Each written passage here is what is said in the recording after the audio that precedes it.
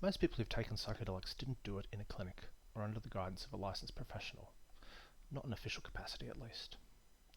They probably didn't even do it at an expensive legal retreat where all the staff wear white linen.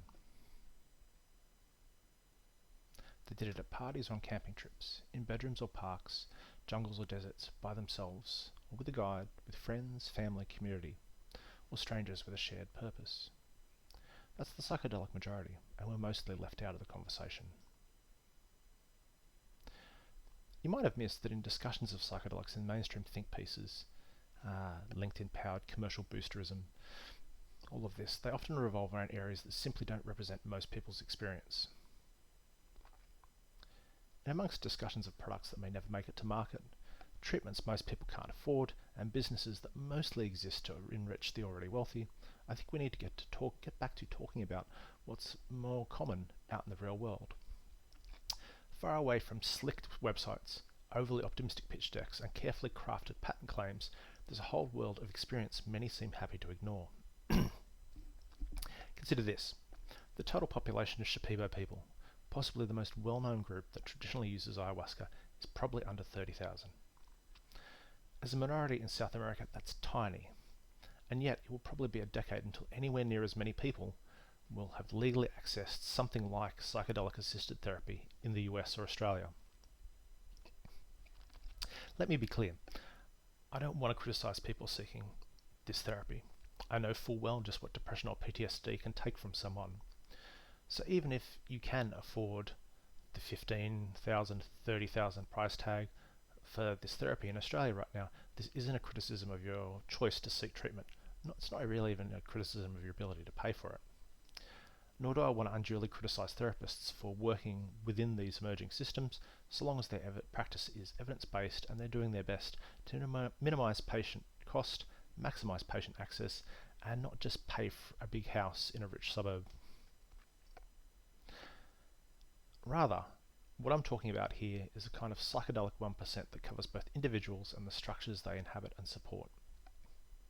So think researchers, executives, entrepreneurs with little or no lived psychedelic experience. People who design access pathways that will only ever be available to the very wealthy. Anyone in the field who explicitly or even implicitly treats non-clinical use as deviant or irrelevant. This whole heaving mess of drug law, international treaties, commercial interests, policy, greeds and conservatism that overall stifle human autonomy and work against harm reduction. Contrast these psychedelic elites and their power structures with the actual majority of people having their psychedelic experiences. So these are the people who, for example, use traditional plant medicines in informal or sacred settings, often outside of state-sanctioned models and often located in the global south. People who tried their first LSD at a house party or music festival. People who grew or foraged for psilocybin mushrooms, then experienced them with friends, or sometimes unwisely, by themselves. Maybe you took MDMA at a rave or bush tuff and rediscovered a kind of joy that you thought you'd lost forever. Or it's just people smoking changa under the stars around a campfire and watching the universe turn itself inside out. There are millions of stories out there like this. I mentioned the Shipibo earlier, but in amongst the psychedelic majority, I want to explicitly include and honour the indigenous people without whom there would be no psychedelics to experience. So, the groups, tribes, families and their ancestors who preserved knowledge under conditions of repression, disruption, heartbreak and death that most of us comfortable Westerners can barely imagine. These same people who, even though our ancestors stole their land and, when it suited us, we stole traditional fungal and botanical knowledge, these people are still often willing to share their traditions with outsiders. So make no mistake, they're definitely part of this too. Outside of the system psychonauts, whether they can trace their practices back thousands of years through tradition and kin, or are brand new to it from the second they put that square of paper under their tongue, number in the tens of millions worldwide. Tens of millions in the US alone. Heck, even Australia can add 2.5 million people, at least, who've used hallucinogens once in their lives. Worldwide, it could be 100 million people, but if it was anything under 50 million, I'd be genuinely surprised. It's true that due to colonialism, traditional users of psychedelics and visionary plants and fungi may be a numerical minority within this larger group. I'm not proposing some sort of uncritical tyranny of the majority, but it's important to note that not all minorities carry the same moral weight or power. Some, like traditional practitioners within the Shipibo or Mazatec peoples, deserve our respect and help because we do owe them, and they're not in any position to adversely impact our lives. Others, like policymakers and the very wealthy, well-connected individuals and businesses who lobby them, have an outsized influence on choices about what we can legally put in our bodies and what sort of experiences we can have. You can probably guess by now which of these two groups overall that I take issue with. The distinction I want people to think about is who has power and who doesn't, and how unevenly this power is distributed. So it's not just about numbers. But still, when I ask if you're building something for the psychedelic majority, this aspect is a fair question.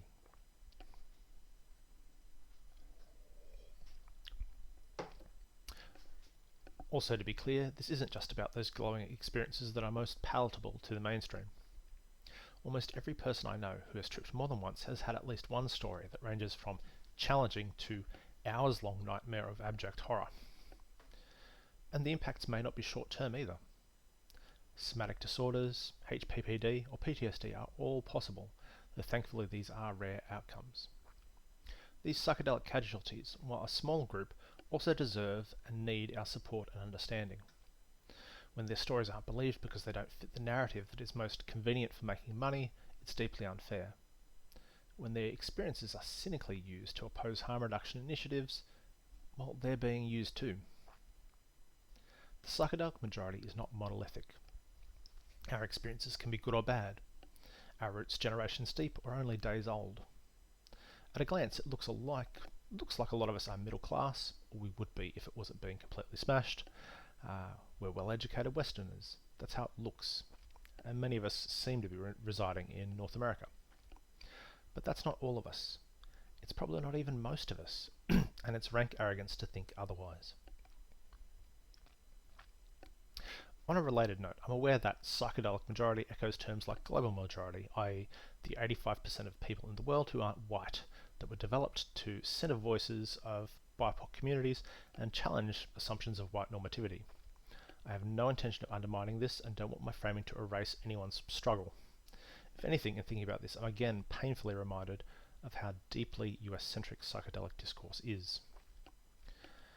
Regardless of the exact nature of our diversity, we know that the entire edifice of the psychedelic industry was built on our experiences, both traditional and underground, and these experiences pointed the way to clinical and therefore monetary potential. Worst of all, we pay the price with our bodies and liberty so that psychedelic businesses can benefit from the criminalization and prohibition structures that protect their profits. Whatever the case, charities, corporations, regulatory regimes, professional associations, educational institutions or clinical practices, etc., working in psychedelics should be able to plausibly articulate what they will do for most people who use psychedelics. By plausibly, I mean no more lame excuses about how it's nothing to do with your business, because it is. And no more telling us, while still collecting donations, that medicalization will magically lead to legalization, because it won't. So, next time someone builds a business, writes a policy, or files a patent on psychedelics, they should expect the question: what does this do for the psychedelic majority?